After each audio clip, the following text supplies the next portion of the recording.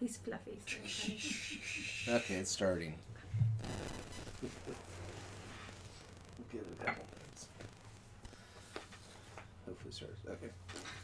Jesus, we thank you and praise you and bless you. We lift up your holy name. You're worthy of all praise and glory and honor. I pray that you'll help us to understand what you have for us to hear today, Lord. Thank you for your deliverance. Thank you for your help in all areas.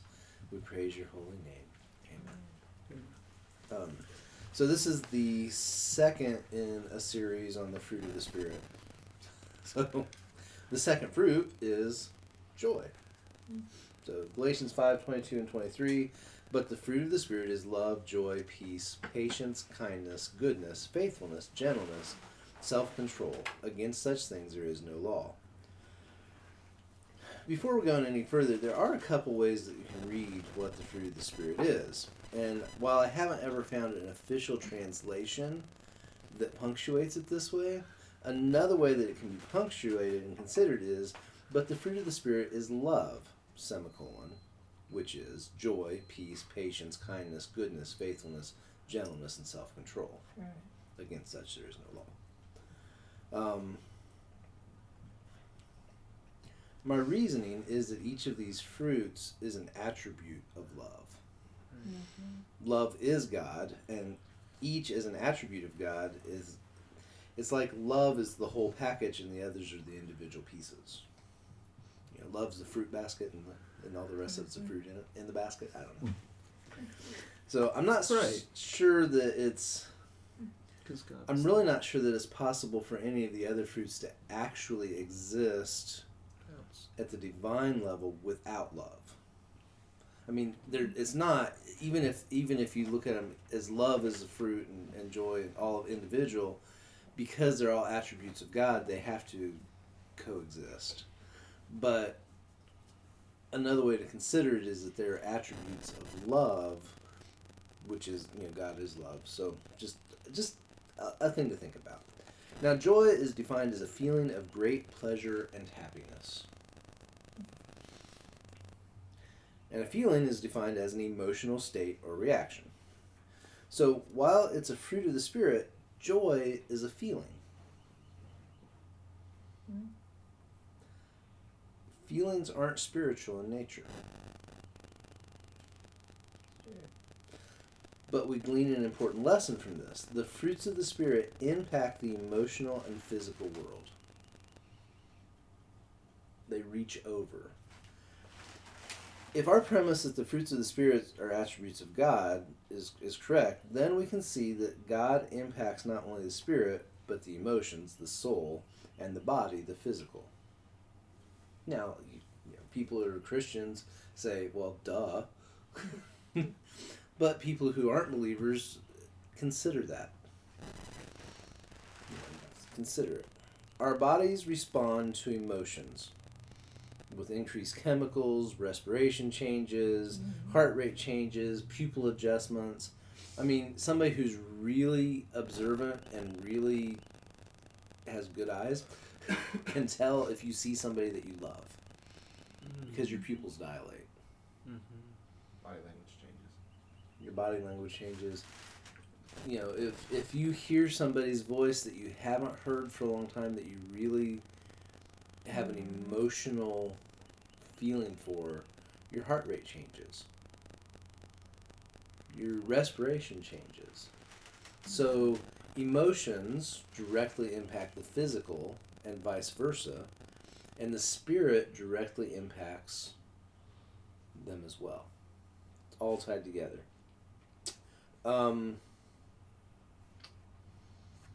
Physical stimuli can trigger emotions like anger, sadness, happiness.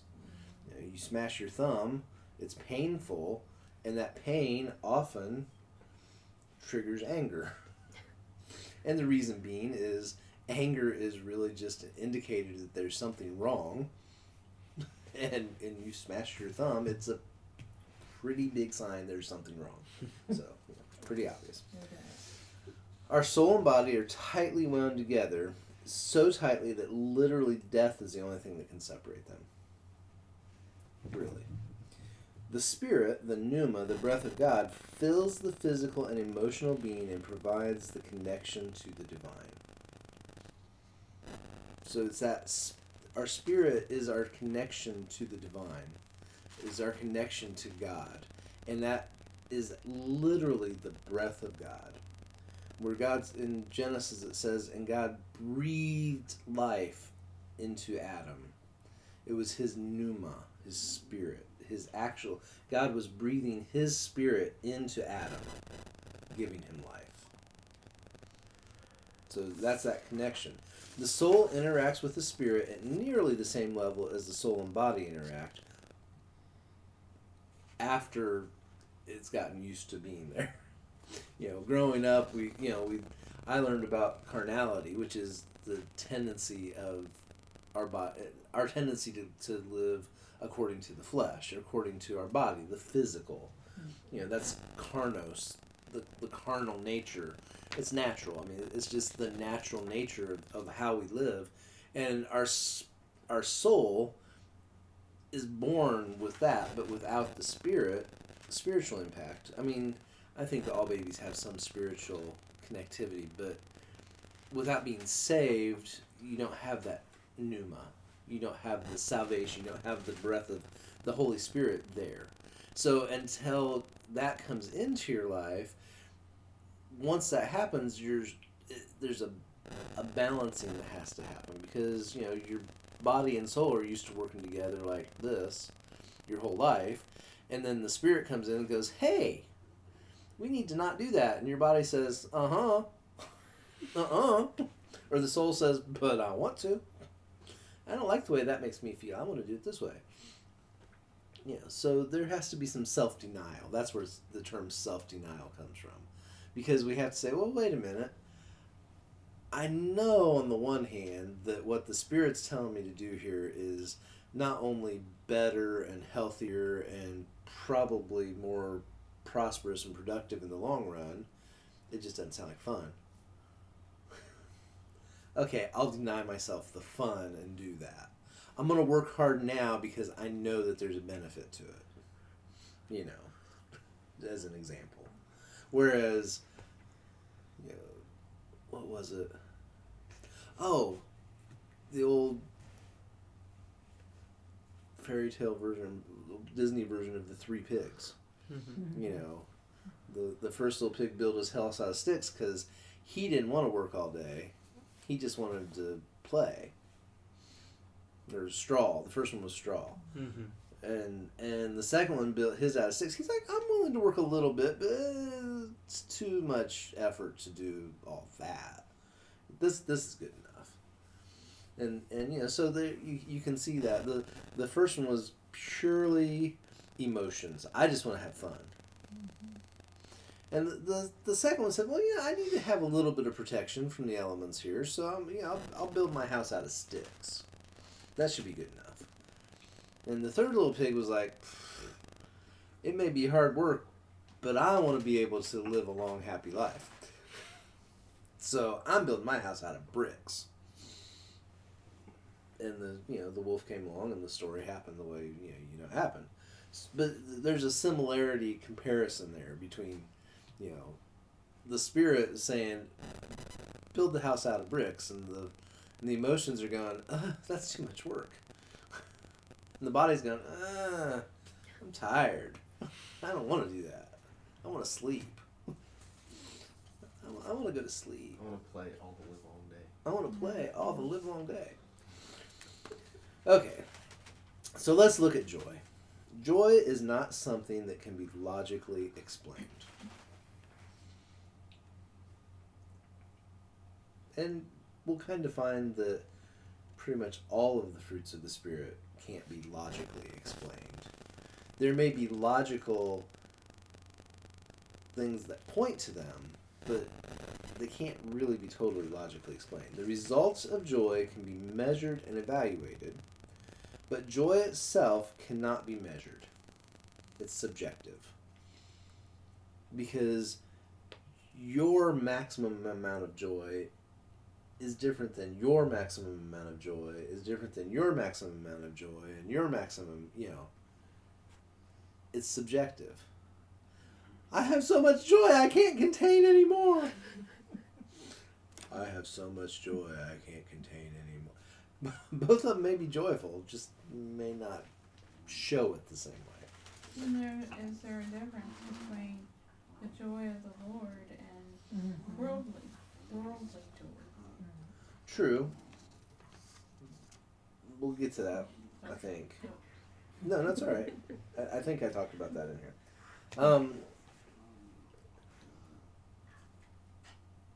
It means the feeling of joy may seem way more substantial than my feeling of joy, but in reality, my joy may be bigger than your joy. We just can't tell. So if joy is not a reaction to stimuli, how can it be a fruit? Joy has an existence of its own. Joy is contagious. It is.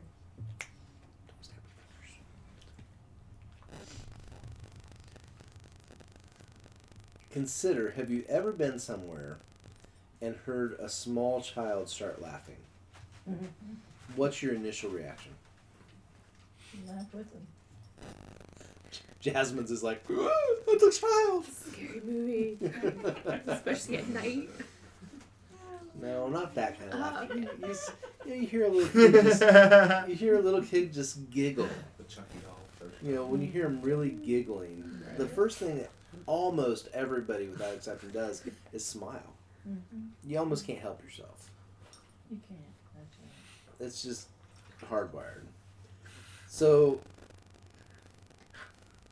it's just a simple expression of joy that comes out, and that's what we smile at. We receive joy by simply hearing someone else's joy. It's contagious. We can give joy with a word, with a smile, and in many other ways. Sometimes we can give joy by simply not getting upset where other people are upset. Yeah, you can bolster somebody's joy.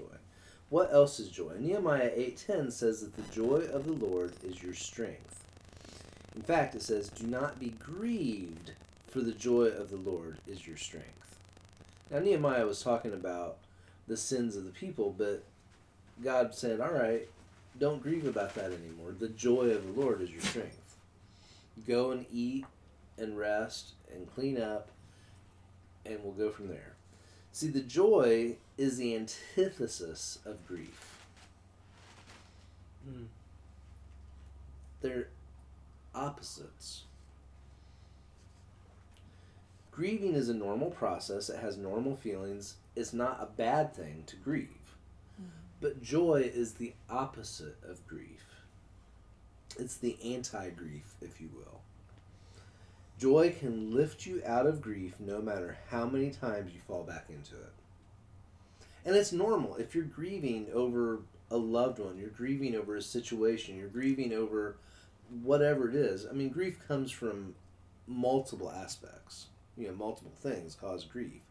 And it's not that it's legitimate. But joy can help you come out of that grief, even if you slip back into it. And it's not saying that grief is bad. Sometimes grief is necessary. You know, it's necessary to properly grieve a loved one or properly grieve situations, but not to be stuck there in perpetuity. And joy can help us out of that. And there may be times when you've gone for years and then all of a sudden you find yourself grieving over somebody that you have lost or over a situation. And when you get there, you can go, oh. And you can appreciate it, and then you can say, Jesus, I need some of your joy. They'll give it to you. And then you can be out of that grief. And later you might... Yeah, I don't understand why we have grief or why we need it, but it is necessary. So it's not something to be avoided. It's not something to be cut off. No, I can't grieve. It's part of humanity. It's part of humanity. And it says that don't be grieved because the joy of the Lord is your strength. So grieving, by extrapolation there, causes us weakness. And if you've ever been in a situation where you've been in grief, you realize you are weak. When you're grieving, you're weak. You just almost can't help it. You're exposed. You're exposed. There's weaknesses there. So the joy of the Lord provides strength. It is strength. And it's the opposite of that. So it gives you the strength to overcome that. To get through it, rather. Maybe, not overcome it. Peter told us to count it all joy when all sorts of struggles and trials and tribulations come our way. Because those things build perseverance, and perseverance builds patience. And patience increases our ability to maintain joy. So it's a circle. I saw something interesting. Mm-hmm. Grief is not strictly, well, it's not only humans that have grief, which is interesting. True. There's some other creatures in our Well, because grief world is an emotion, which is part of the soul. It's part of who you are. Dogs grieve. But they don't have the fruits of the spirit, though. No, but see, But they joy. grieve. Well, It's kind of an interesting thing. and I don't know that you can't really even say if grief isn't a fruit of the spirit. Right, I know. But joy is the opposite. But animals can experience God. That's true. They really do. They don't have the spirit. They don't have the pneuma. But I see dogs that are joyful all the time. That's true. Most of the time. They might be the example of joy. It's just kind of interesting to think about it that way too. That we're not the only. But yeah, because grief is an emotion, so that's part of the created world that God created. Mm-hmm. We're not the only people. We're not the only beings that have emotions. So, let's see here. We get stronger because we have joy, and as a result of being stronger, we can contain more joy. We can deal with more struggles. We can go through harder places, but we get stronger as a result, and as a result, then we have more capacity for joy as well. More capacity for the fruits of the Spirit in all. Joy doesn't mean that there are never hard places or hard times. In fact, joy that comes from the fruit of the Spirit is in spite of hard places and hard times and hard situations. You have joy even though the natural is wanting to pull the hair out and scream and yell and run away. Sometimes you can be joyful, and just go on. Have you ever worked out and felt totally wiped out? Like, your arms feel like jello, or your legs, you're like, you go to stand up and your legs are like, oh, they're wobbly. Oh, I don't know what I'm gonna do. And then what happens the next day or so after that? Sore. Pain sets in. But are you happy?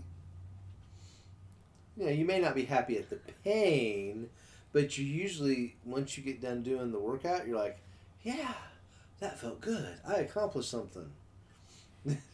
Jasmine says no. No. What am I doing this? What's wrong with me? The physical difficulty, sore muscles, works as a reminder that you did something different, and that knowledge makes us happier.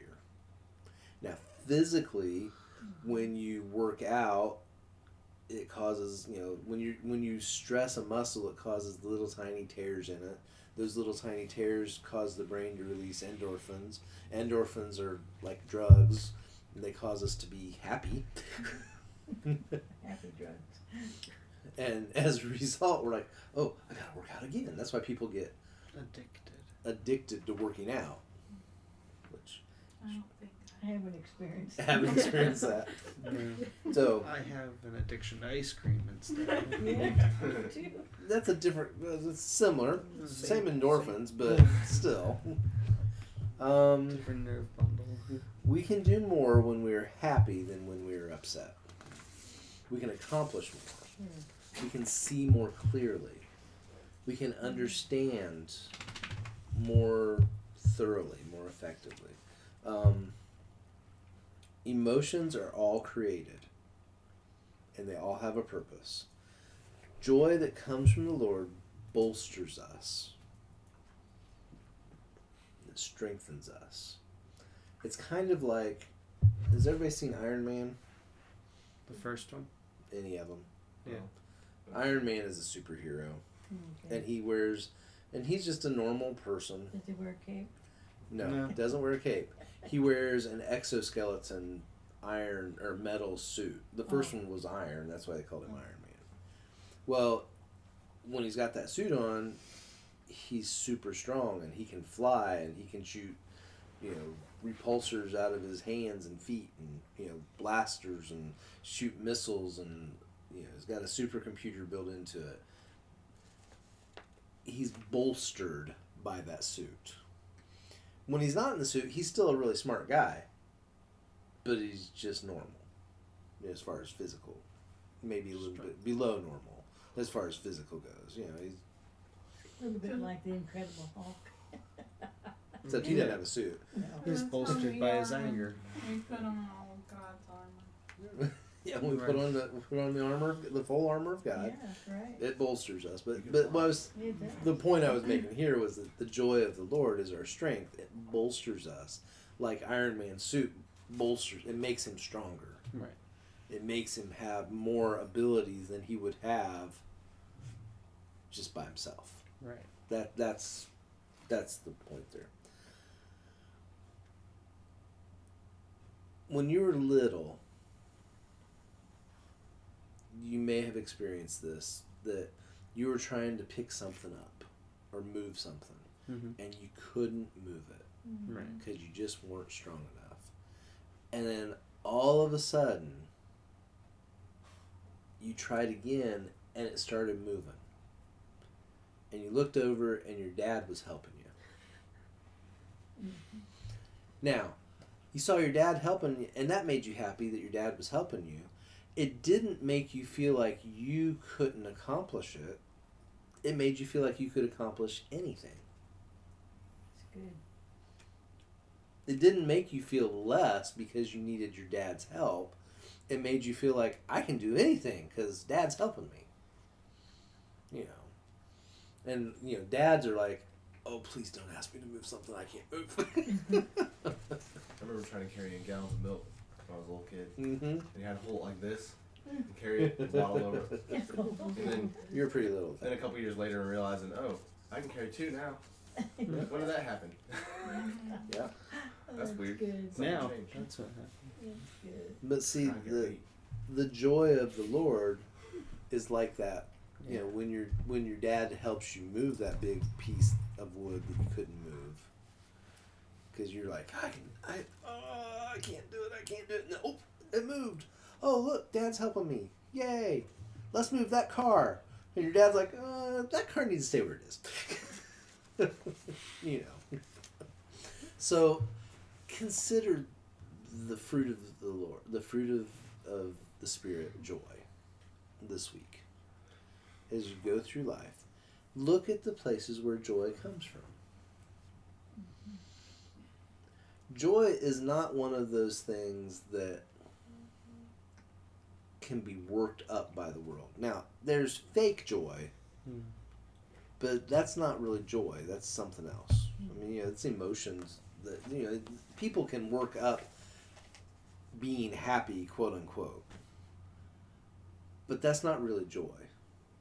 So when you have joy, it's coming from the Lord. And you can tell a difference. You really can. And just like all of the fruits of the Spirit, you can, the more you give away, the more you receive. But you don't have to ask for joy. If you've received God, you have it. If you have Jesus in your heart, you have the fruits of the Spirit in your heart. Sometimes we don't recognize them. We don't realize them. Sometimes we just they kind of pass us by. But we don't have to ask for it. We can just receive it. See what the difference is? It's not a level that we expect it. It's just at a level that we understand. It's like when a little baby, like a toddler, is hungry, or a puppy. You know, a puppy is hungry. Now, Cosmo, on the other hand, demands, certain things. He's demanding. There you go. But a puppy, a lot of times, they'll cry when they're hungry, but it's not because they're demanding food. They're just expressing that there's an emptiness that needs filled. Mm-hmm. They don't know what else to do. But they're not demanding something. A little child that's hungry will cry because they're hungry.